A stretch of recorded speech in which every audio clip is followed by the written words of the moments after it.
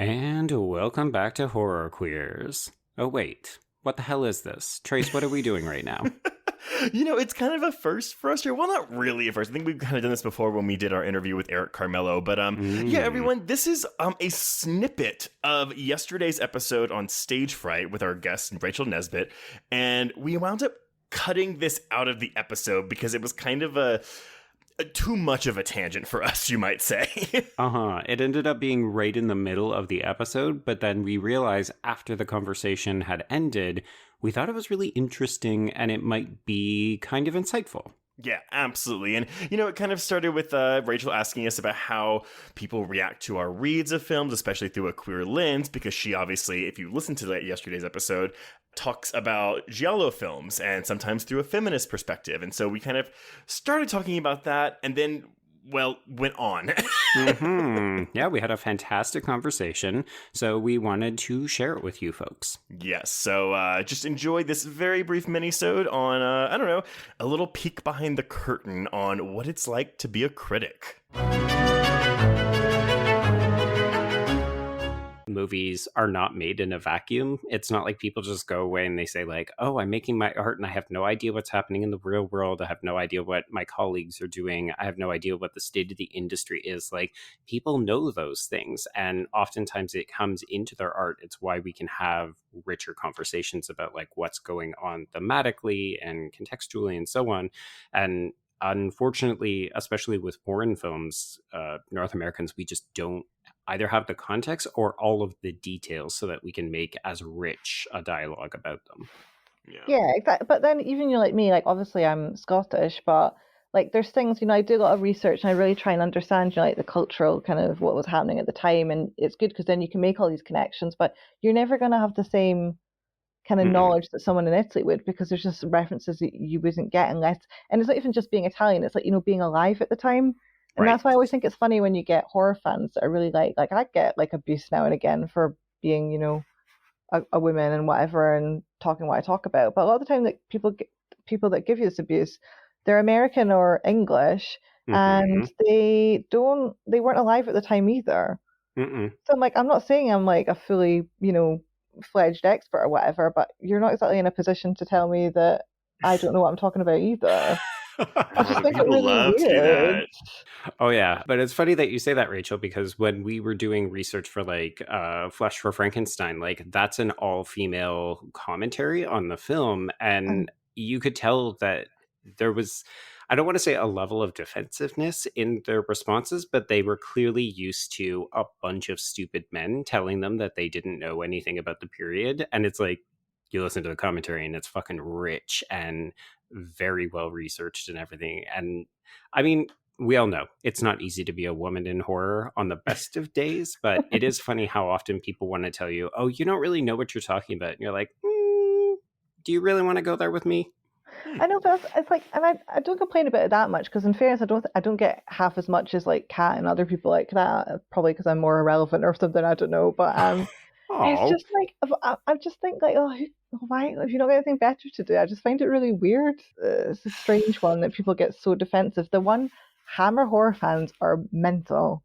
Like, they're the ones where it's like, I would not even like, I don't think I've even mentioned a Hammer horror film on Twitter, and like fear of that's when they all come out the woodwork. And that's so interesting because I feel like, I'm not very well versed in Hammer horror. I've seen, a selection of films, but I feel like I don't know that many Hammer horror nuts, but I'm wondering if that's just because it's over here instead of over in Europe. Yeah, I would imagine so. I think the people who like them a lot, but yeah, like, I think it is a quintessentially like British European thing.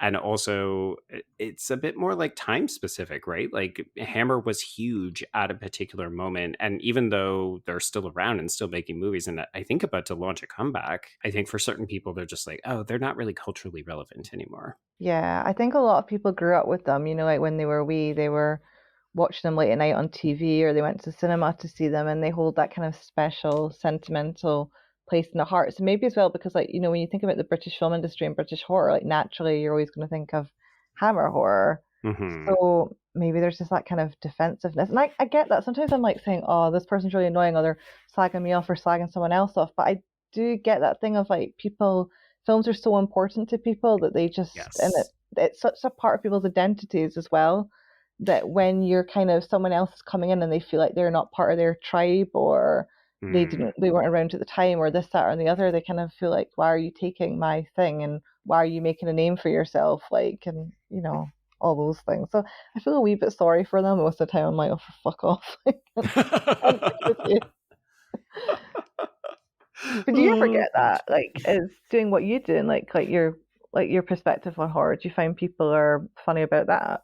I find that we often get it when we talk about a text that is very significant to people, and the other polarizing piece, unfortunately, is when we talk about race or trans Yeah. rights.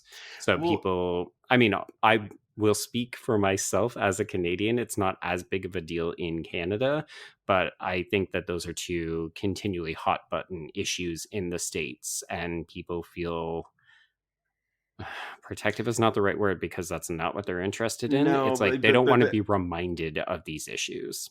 yeah, I mean, Right. again, like, whenever we do, it was weird though, because I feel like we had obviously our listeners are always fine. Like, our listeners are never, Yes. ever bad like this. But, Hmm. we post stuff on Bloody Disgusting, which is filled with people that are also not listeners. We had an okay response to our Sleepaway Camp episode, but the Silence of the Lambs one, that Oh yeah. one Yeah. got. And it's because, like, we put the transphobic legacy of the film in the headline. And again, if you listen to the episode, it's nuanced. Like, we're not saying, oh, the film is intentionally transphobic, but we're saying that it Mhm. has started a wave of transphobia. And of course, people are commenting on it like, oh my god, like, fuck all you guys, blah blah blah. Like, it's not like this. It's like, no, if you listen to the episode, you I will know. hear how we dissect this. I know. Well, this is the thing, though, and it's like it's good that you're talking about it, and like if people actually took the time to listen to it, they would understand like you're coming from it from a kind of, you're discussing it and looking at why you think this and that. You're not being probably like really judgmental either, Yeah. but Mhm. it's Yeah, like we're not being like, fuck Silence of the Lambs, it's transphobic. yeah, That's not what exactly. we didn't spend 2 hours doing that. But it's like, like taking it, like, obviously we're probably going to put this in, but I was just thinking, A Blade in the Dark, which Michele Soavi plays, a trans killer in it. And it feels like a film that I just never want to like even touch, because I'm like, oh, it's not my place to talk about that. And also I know there's been people that have said it's like really transphobic, and I'm like, oh, I feel like not comfortable like talking about it. And it's a shame, because I know like people need to have these discussions, but Mhm. it's a tricky one, isn't it? Yeah, Yeah.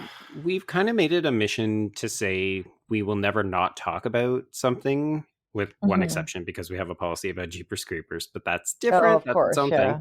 But yeah, we had to get over the idea that we weren't equipped to have certain conversations, but we've always been more candid about saying we're going to miss things, and we're not speaking for the people, like if we're not a member of that community. But then we also try to go overboard on those episodes to try to find representative critics or different types of voices. Like, we really try to go hard on our research, because I think at the end of the day, like, there's a bunch of people who are just going to watch a movie or a TV show and say, okay, well, I don't have all of the context, but it doesn't mean that they're not going to have opinions or they're not going to have thoughts. But it's Right. important to Yeah. acknowledge you're probably still missing shit because you don't have the full picture.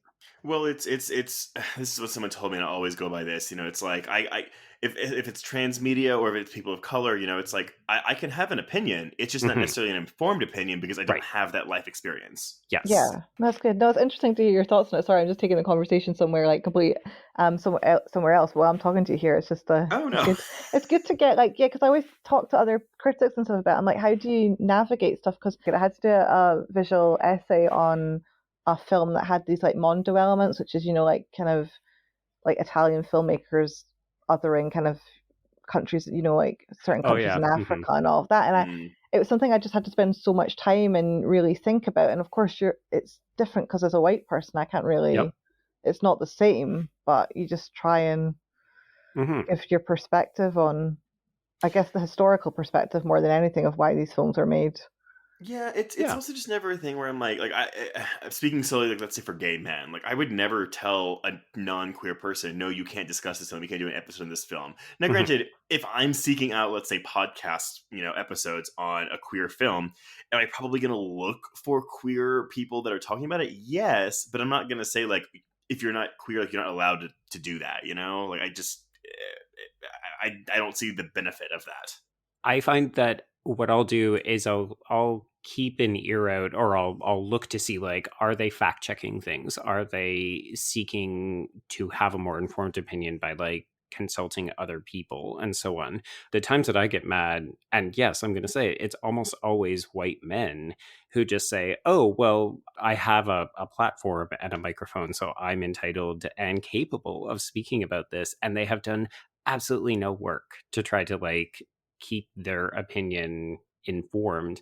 And I find that really discouraging because I think it promotes zero dialogue. It's just like uninformed opinion, but they don't even contextualize it as such. I mean, I feel like that about anything, though. I mean, look, I was talking to Joe about this earlier this week. Like, it's not even just with, like, social issues or, like queer people of color, whatever. It's just anything. Like, if you're going to be talking or writing about something in depth, then do the work and present it as such.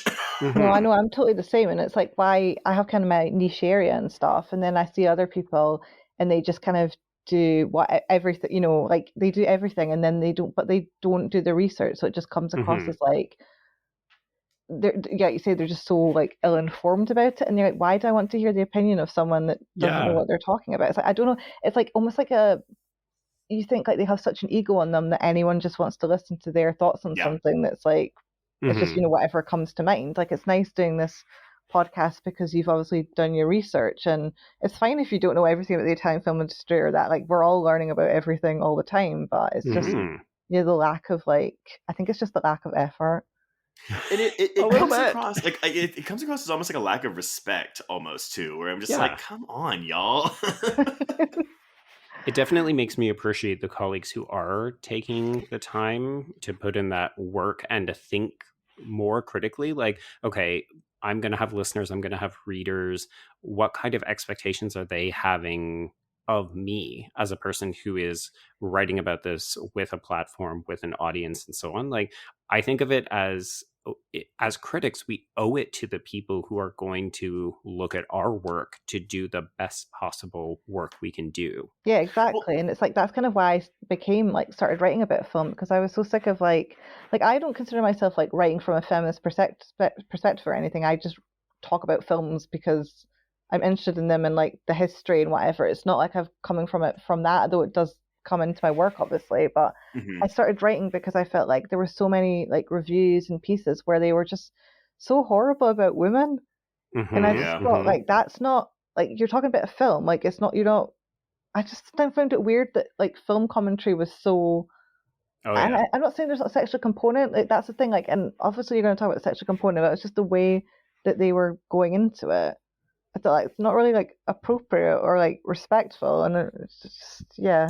I mean, look, I always reference that Rex Reed review where he was talking about that Melissa McCarthy movie Identity Thief, and he says like, Melissa McCarthy is standing over here like a dumpster, like a big trash truck, and commenting on her weight, and I was like, you're a critic. Why are you? Yeah. Why are you writing this in a review that is, what is it, the New York Post, the New York Times? Like, it isn't a reputable outlet, and this was not pulled from their site or their paper. I know, but that's the thing, though. It's like unbelievable. You're like, okay, I understand. Like, sometimes people's like image will come up, or like things about like, how titillating a sex scene is or whatever, and that's fine. But it's like, there's been people that I've listened to, and they've been like going, oh, well, our body's all right for the age she is and stuff. And it's like, what are you talking about? Like, that's even like when we get into plastic surgery too, because we always comment on women's plastic surgery, but never men's. Yes. Well, except for Zac Efron. Never men's plastic surgery. He never had any. It's all just an illusion. Yeah. It's bizarre what people feel like they're allowed to say about other people that they've never met simply because they are on television or on film, and you're like, those are still real people. Like, if you want to talk about a character, then that is different. But even then, like, you have to be careful about saying, like, is the film saying that? Is the director saying that? Is the screenwriter?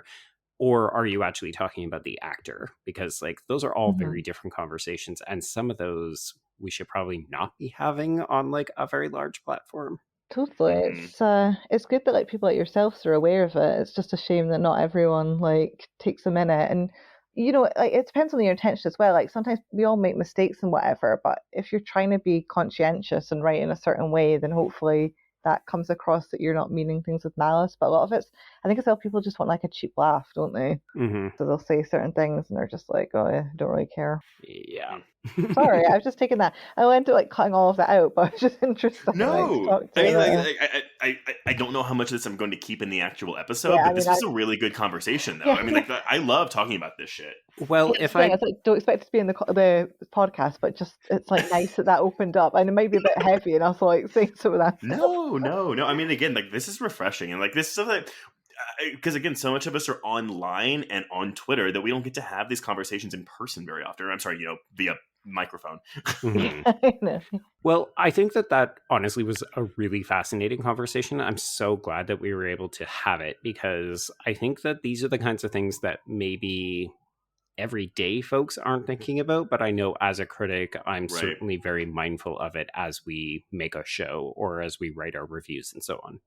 Yeah, and it's important to have those conversations, like you say, on here rather than on Twitter, because there's just no nuance there, and then they never happen, and it's a shame because people have valid things to say, and it just doesn't always come across through that medium.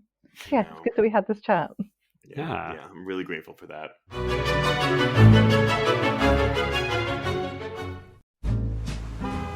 Atlas Avenue. A long stretch of road that encompasses everything the city of Kennett Heights has to offer. Neon lights, traffic, crime, the hustle and bustle of everyday life, and the craziest of characters. My office was above it all. My name is James Locke, and I'm a PI. Hello, Mr. J. How the hell you doing today? Good, Edith. Nearly every year I have a new case. New people to meet, new clues to discover, and new problems to solve. But I do it the old-fashioned way. No technology.